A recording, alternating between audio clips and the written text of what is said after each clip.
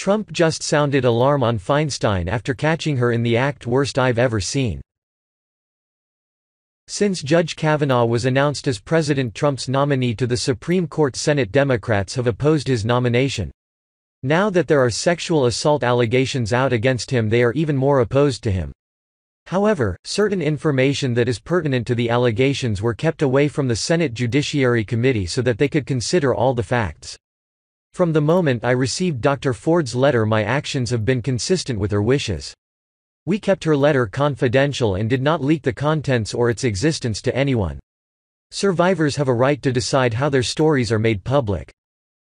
President Trump briefly singled out U.S. Senator Dianne Feinstein during his West Virginia rally Saturday evening, insinuating that the top Democrat on the Senate Judiciary Committee leaked a letter from a woman accusing Supreme Court nominee Brett Kavanaugh of sexually assaulting her decades earlier. When you look at releases and leaks and they say, "No, I didn't do it." Dianne Feinstein, did you leak? Trump said to a chorus of boos from the crowd. Remember her answer? What? No, I didn't leak. Maybe she didn't, but that was the worst body language I've ever seen. Trump, who was in the state stumping for GOP candidates ahead of the midterm elections, was referring to the letter that Feinstein, of California, received from Kavanaugh accuser Christine Blasey Ford in July. Feinstein maintains she never came forward with Ford's claim because Ford had requested confidentiality. "I don't believe my staff would leak it," Feinstein said in response to a question Thursday from Senate Majority Whip John Cornyn, R. Texas. "I have not asked that question directly." Feinstein posted a Twitter message Saturday evening, denying that her office leaked the letter.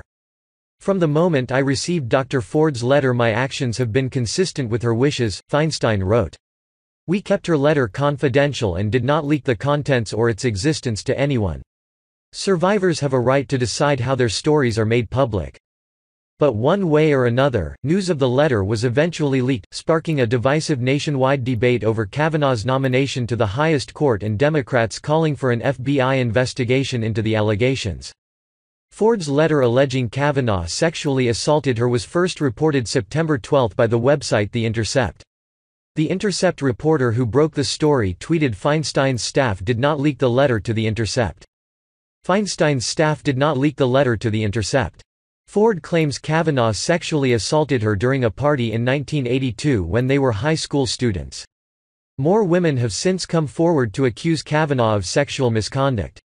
On Thursday, Ford and Kavanaugh testified before the Senate Judiciary Committee about the allegations. "Brett's assault on me drastically altered my life," Ford told the committee. At the hearing, Kavanaugh maintained his innocence and sparred with Democratic senators. "This confirmation process has become a national disgrace," Kavanaugh told the committee. Trump on Friday ordered the FBI to conduct a limited supplemental background investigation into the matter.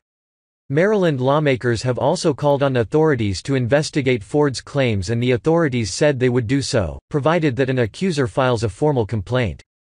Ford's accusations are serious. She has accused Judge Kavanaugh of pinning her to a bed to try and rape her while they were at a house party in Maryland. This allegedly took place in the early 1980s while they were in school. She further alleges that he tried to remove her clothes and put his hand over her mouth to silence her. When this allegedly occurred, Ford was 15 and Kavanaugh was 17.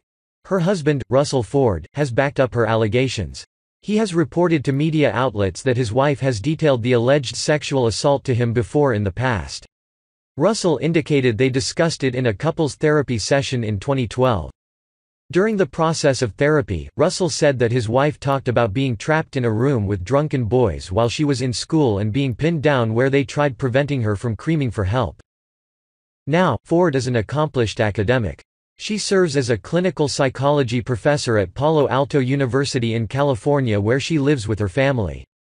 Ford specializes in design and analysis as a biostatistician regarding clinical trials and other intervention evaluations.